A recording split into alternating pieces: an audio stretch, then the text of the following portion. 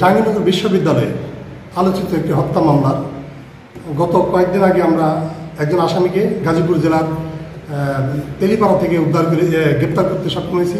তারই গাড়ি বাবতায় আরেকজন 4 নম্বর মামলার আসামি সাইফুল ইসলামকে উত্তরা থেকে আমাদের পুলিশ পরিদর্শক তদন্ত এবং এই মামলার আয়ু অলোক কুমার দে তারই নেতৃত্বে আমরা এই উদ্ধার করতে সক্ষম হয়েছি।